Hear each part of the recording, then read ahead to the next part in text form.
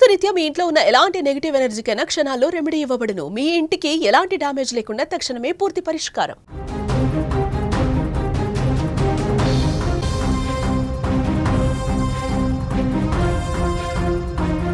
మహబూబాబాద్ జిల్లా నెల్లికుదురు మండలం రామన్నగూడెం గ్రామంలో సభ్య సమాజం సిగ్గుతో తలదించుకునే అత్యంత దారుణమైన ఘటన చోటు చేసుకుంది. 62 వృద్ధురాలు కల్లెపు పద్మ ఆమె జీవిత చరమాంకంలో అనుభవించినటువంటి భయంకరమైనటువంటి హింస ఇప్పుడు ప్రతి ఒక్కరి గుండెను పిండేస్తుంది. కురవి మండలం తిర్లాపురం నుంచి వచ్చిన పద్మ భర్త చనిపోయిన తర్వాత చిన్న కూతురు ఇంటి వద్ద ఉంటూ కూలి పనులు చేసుకుంటూ బతుకుతోంది. కూతురు అల్లుడు ఉపాధి కోసం హైదరాబాద్ వెళ్లడంతో ఆ ఇల్లే ఆమెకు ఆసరా అయింది. వృద్ధాప్యంలో దేవుడి మీద భారం వేసి ప్రశాంతంగా గడపవలసిన ఆ తల్లిని మృగాళ్ళు వదల్లేదు. మంగళవారం రాత్రి ఏం జరిగిందో ఎవరికి తెలియదు. చీకటి తెరల మాటున కొందరు దుండగులు ఆ నిస్సహాయురాలపైన పడ్డారు. ఆమె వయస్సును చూడలేదు, ఆమెను చూడలేదు, ఆమె ఒంటరితనాన్ని కూడా లెక్క చేయలేదు. గుర్తు తెలియని వ్యక్తులు పద్మను దారుణంగా కొట్టి తీవ్రంగా గాయపరిచి కిరాతకంగా చంపేశారు. సామూహిక అత్యాచారమా అనే అనుమానాలు కూడా ఇప్పుడు హృదయాన్ని మెలిపెడుతున్నాయి. వృద్ధురాలని కూడా చూడకుండా సామూహిక అత్యాచారానికి పాల్పడి ఆపై చంపేసినట్టుగా స్థానికులు భావించడం నిజంగా దారుణంగా ఈ యొక్క పరిస్థితి అక్కడ కనపడుతుంది. ఈ ఘటన పైన తీవ్ర ఆవేదన ఆగ్రహాలు కూడా వ్యక్తమవుతున్నాయి. ఒకసారి అక్కడ జరిగినటువంటి దానికి సంబంధించి వారు మాట్లాడిన మాటలు కూడా కొన్ని ఉన్నాయి, అవి చూద్దాం. 62 సంవత్సరాల మా కల్లపు పద్మ చనిపోయిందని మాకు వాళ్ళ బిడ్డ కొయ్యాడి సరిత కంప్లైంట్ మేరకు భర్త సుధాకర్ వాళ్ళు రామనగూడెం విలేజ్ అయితే ప్రాపర్ ప్రజెంట్ హైదరాబాద్లో బతుకుదేరు కోసం ఉప్పల్ దగ్గర వండుకుంటూ వాళ్ళు పని చేసుకుంటుంటూ ఈరోజు వాళ్ళ పక్కింటి ఆమె సుగుణం ఆమె చూసి రోజు మార్నింగ్ ఉదయం 8 గంటలకే వచ్చి బయటకు వచ్చి పని చేసుకుంటుంది. ఈరోజు రాలేదని పోయి చూడగా ఆమె ఇంట్లో ఒకటే ఆమె రక్త గాయాలతో పడి ఉన్నది. పడి చనిపోయి ఉంటే వెంటనే వాళ్ళ బిడ్డకు కాల్ చేసి చెప్తే ఆమె హైదరాబాద్ నుంచి వచ్చి మాకు పిటిషన్ ఇచ్చింది.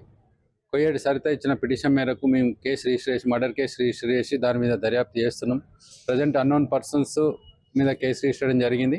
దాన్ని ఇమీడియట్లీ మేము వీలైన తొందరనే అక్యూజ్లను ట్రేస్ అవుట్ చేసి దొరకబడి దాన్ని ప్రాపర్ ఇన్వెస్టిగేషన్ చేస్తాము.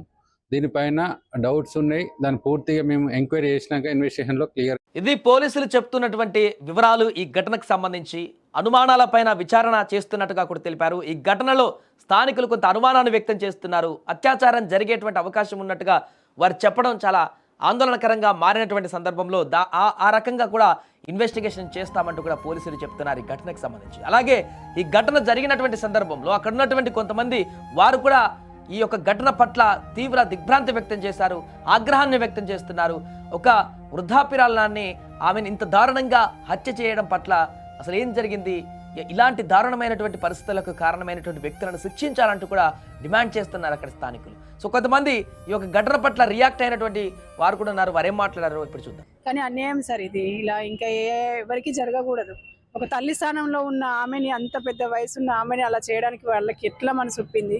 ఆ రాక్షసులను నిజంగా ఈ ఘోరంగా ఎన్కౌంటర్ చేసి పడేయాలి సార్.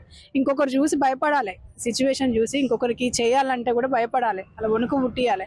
ఎంతమంది ఇట్లా అయిపోతారు సార్. అసలు ఆడవాళ్ళకి అసలు సెక్యూరిటీ లేకుండా పోయింది ప్రపంచంలో. అన్యాయం సార్ ఇదైతే. అసలు ఆ మనిషిని చూస్తే ఎలా అనిపిస్తుంది సార్? 60 ఏళ్ళ ముసలావిడ ఆమె, ఎలా చేయబుద్ధి అయిందండి ఆమెని? అసలు ఆమెను చూస్తేనే బాధేస్తుంది. క్రూరంగా చంపేశారు సార్. మొత్తం కన్నుగుడ్డంతా ఇట్లా వాసిపోయింది, కాళ్ళు అన్ని కమిలిపోయి ఉన్నాయి, వేళ్ళు విరిసేశారు, కాళ్ళన్నీ విరిసేశారు. వాళ్ళ ఇంట్లో అక్క చెల్లెలు లేరు, అమ్మ లేదా వాడికి.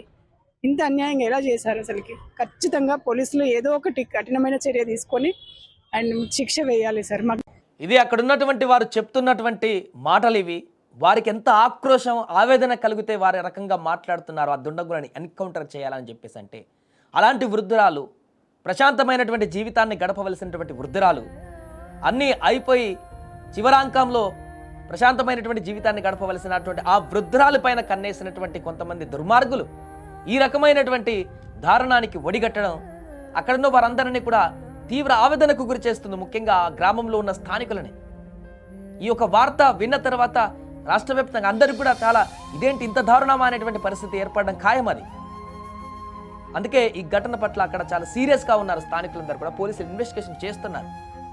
ఘోరంగా చంపేశారు, అత్యాచారం జరిగిందని ఆ స్థానికులు చెప్తున్నారు. ఇప్పుడు బయట మనం విన్నాం. అలాంటి పరిణామాలకు పాల్పడినటువంటి ఆ దుండగులను, ఆ వ్యక్తులను అత్యంత దారుణంగా శిక్షించాలి అనేటువంటి డిమాండ్ను కూడా వ్యక్తం చేస్తున్నారు. మరి విచారణలో పోలీసులు ఆ దుండగులు ఎవరనేది ఏంటనే వివరాలు త్వరలోనే పట్టుకుంటామని చెప్తున్నారు. కాబట్టి వారెవరు, వారికి ఎలాంటి శిక్ష విధిస్తారనేది కూడా కాలమే నిర్ణయించాలి.